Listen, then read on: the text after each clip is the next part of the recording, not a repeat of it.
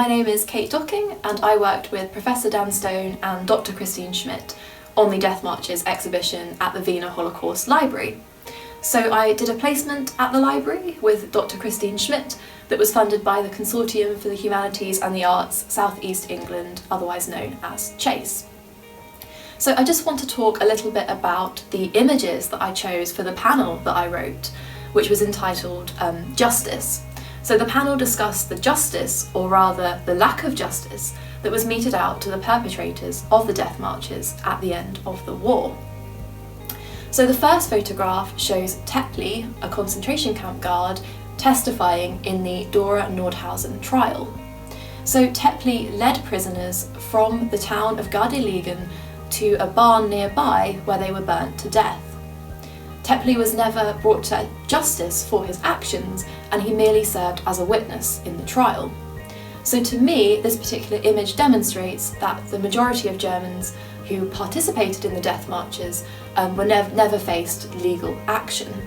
So the second image on the panel is civilians of Gardelegen holding up crosses. So these civilians were forced to march to the barn I mentioned earlier. At the barn, they then dug the graves of the victims who died in the fire at the barn. So this image demonstrates the forced confrontation that the Allies made ordinary Germans undergo at the end of the Second World War. The last image I chose is one of Oswald Kaduk.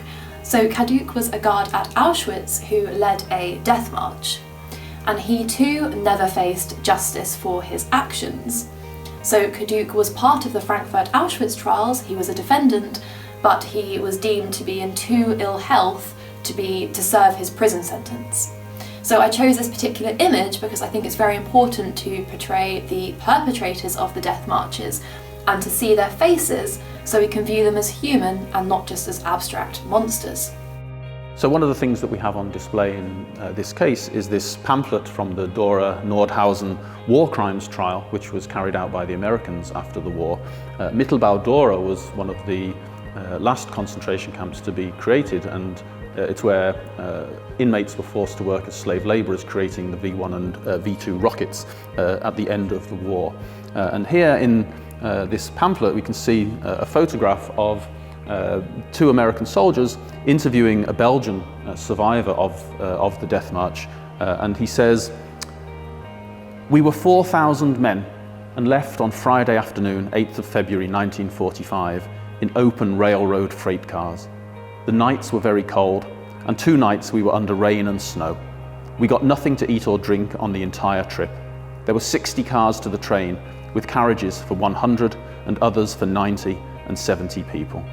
And he describes the brutal conditions in the transport and the liberation as the Americans arrived. So this pamphlet is one of the most important records that we have of Mittelbau-Dora and of the subsequent trial that took place.